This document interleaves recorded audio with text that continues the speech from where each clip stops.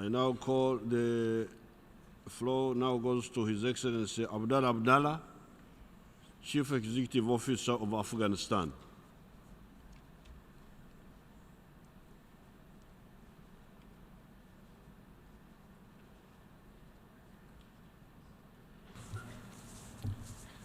Bismillah ar-Rahman ar-Rahim. Excellencies, co-chairs, honorable heads of states and governments, ladies and gentlemen. It's a great honor for me to represent my country at this historic summit. At the outset, allow me to congratulate you for convening this gathering and to express my sincere appreciation to both distinguished co-chairs of intergovernmental negotiations of post-2015 developmental agenda for their skillful leadership and tireless efforts. The 2030 Agenda for Sustainable Development offers a compelling vision, promising peace and prosperity to the peoples of the world through global partnership to ensure that we live and manage the resources of our planet in a sustainable manner. His Excellency President Ghani asked me to convey to you that the agenda is synthesis of the past efforts as articulated in key UN conferences as an inspired leap of aspiration into the future.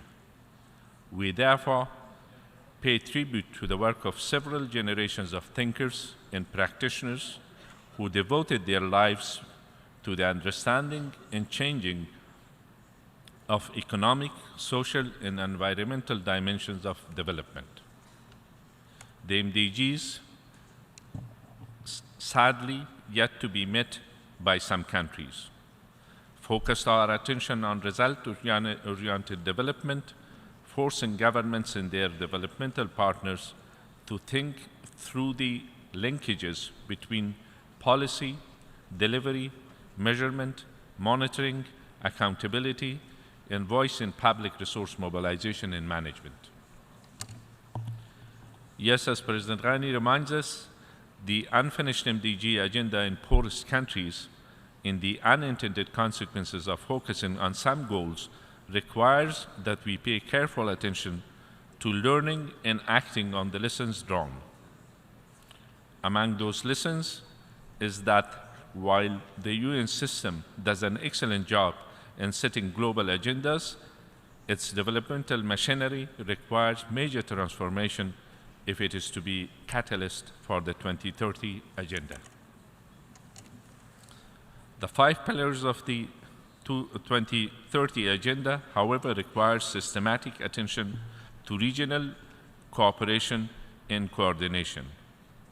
Were regional barriers to trade transit between Central and South Asia, to take just one example, to open up, tens of millions of people will be lifted from poverty to living with dignity.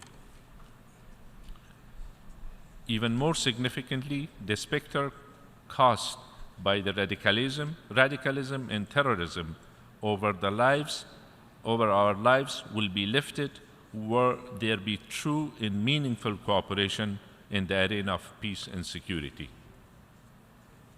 Afghanistan began to pursue its MDGs almost half a decade later than other member states. Based on our 2005 to 2015 MDG report, we have a mixed achievements and setbacks.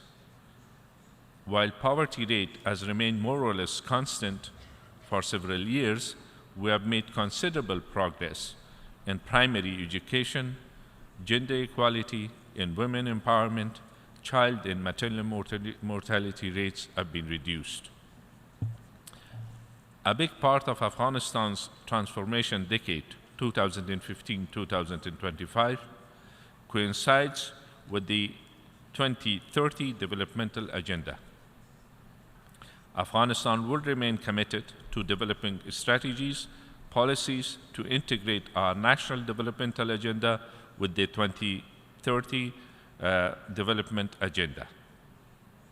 My government's efforts to provide villages across the country with a level of basic services for health, education, clean water, and improved agriculture through Citizens' Charter tops the National Development Agenda. Afghanistan has been making strides to become an economic hub in the region and to establish corridors that connect people, goods, and resources and create opportunities for investment, development, and economic growth. I am grateful to see that in the agenda, the importance of implementing a special and differential treatment for the LDCs in accordance with the World Trade Organization agreements. The adoption of the Addis Ababa Action Agenda was a milestone.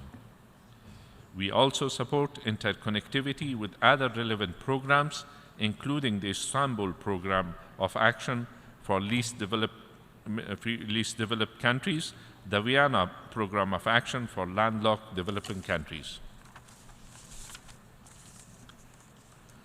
And we agree with the notion that the responsibility of follow-up in review of the implementation of the 2030 Agenda lies primarily with the states. Excellencies, in conclusion, allow me to express Afghanistan's firm belief that in order to achieve the ambitious goals of the new agenda, a strong political commitment and revitalized global partnership and cooperation are essential. I would like to reaffirm our strong commitment and dedication to implementing this agenda and our unwavering effort in fulfilling all its goals and targets by 2030. Thank you.